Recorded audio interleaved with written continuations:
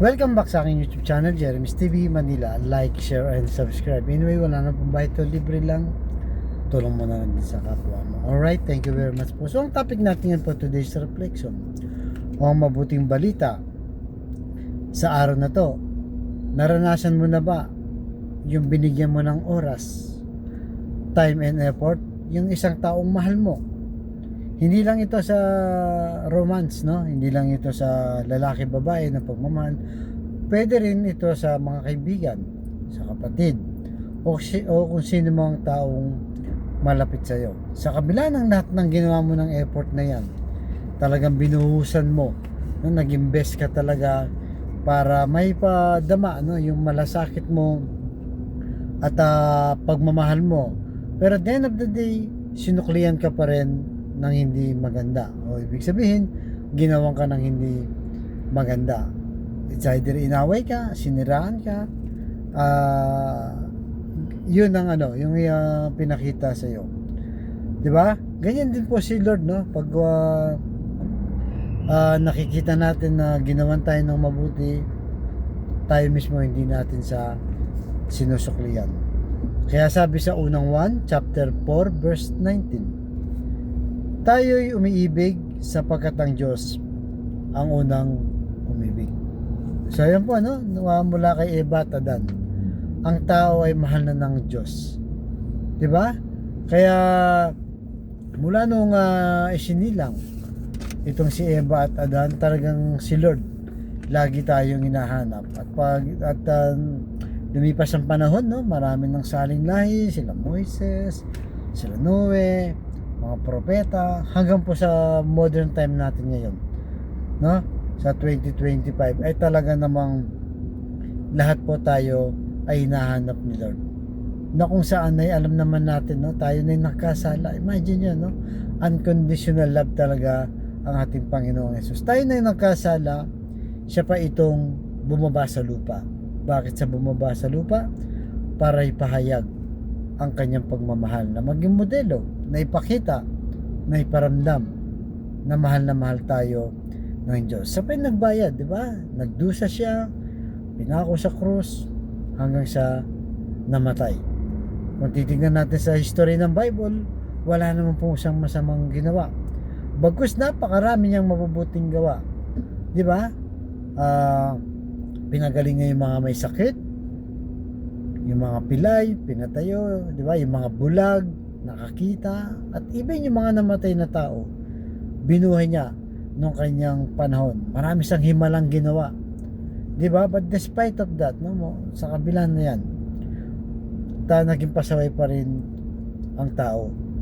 Kaya kumbaga tayo din po, no, sa panahon natin to, nagiging pasaway din po tayo. Pero sabi nga niya, no, siya yung unang umibig sa atin. Kaya ilagay po sa ating puso at isipan, no, na yung pagmamahal ni Lord, no, hindi tayo sinukuan. Hanggang sa panahon po natin ngayon, hanggang sa susunod pa na saling lahi, yung kanyang pagmamahal ay talaga namang sobra-sobra. Kaya dapat po, no, tayo po ay suklian natin ng pagmamahal si Lord. Paano natin sa susuklian? Hindi ba sinabi niya, di ba, kung ano ginagawa mo sa pinakamaliit na kapatid mo ay ginagawa mo rin sa akin. Yung tumulong sa kapwa, yung talagang walang-wala, no? Yung maging mabuting tao, di ba? At yung maglingkod sa kanya, at purihin sa na ikalat sa buong mundo na siyang ating Panginoon, na talagang love. Yan po ang simbolo ng Christianity. Tayo mga Kristiyano, no? Yung love po, dahil sa sobrang pagmamahal ng ating amang nasa langit, di ba? Kaya tayo nandito ngayon sa lupa. Senior niya, di ba? Nagpasabog siya ng pagmamahal sa mundong ito. Kaya tayo mga Kristiyano, yan po ang wag nating kalimutan, no? Dahil talagang si Lord ang unang umibig sa atin, bagamat hinahanap niya tayo, no? Sana po magpakita na tayo, no? Sa kakahanap niya sa atin, kasi ang ating Panginoong Yesus, yan ang pinakamodelo o naging testimony, no, ng ating amang nasa langit, na kung saan ang tunay na pag-ibig ay giving and sharing po. Kaya ngayon, no, nalalapit na naman po ang Pasko, ang tao mababait, nagsishare ng mga gift, Christmas party, sharing, napakaganda po, no? Sana hindi lang ngayong season ng Pasko, kundi sa araw-araw po natin pamumuhay. Hindi man po tayo perfecto, alam naman po natin yun, nagkakasala tayo, may mga kailangan tayo, pero at least mas marami ang ginagawa nating kabutihan, di ba, kesa sa kasamaan. Kaya yan po ang ating lagay sa ating puso't isipan, na araw-araw kahit sa maliliit na bagay, gumawa po tayo ng mabuti. Yun ang panukli sa pagmamahal at kabutihan ng ating Panginoong Yesus. Kaya sa mga kapatid nating nanonood sa aking vlog na may problema sa karamdaman, pamilya at pinansyal, sabayin mo ako sa napakasimpleng dasal na kung kayo maniwala at magtiwala sa ating Panginoong Yesus, sadyak yun ipagkakaloob sa iyo sa tamang panahon. Tayo po manalangin, Lord, i-bless niyo po ang mga kapatid namin ngayong dumaranas ng matinding sakit, pinapahirapan ng kanilang karamdaman. Ipuin niyo po ang inyong mapagpagaling na kamay, ablusin niyo po, tanggalin ng kanilang karamdaman. Alam naman po namin na walang imposible sa iyo kung iloloobin. At ganun din po sa mga pamilyang nakakagulo, hindi nakakaunawaan. Ipuin niyo po kanilang puso na maging mapagkumbaba, na pairali ng pagmamahal na ginawa ng ating Panginoong Yesus, i-share at maging humble, patawarin sa mga hindi pagkakaunawaan.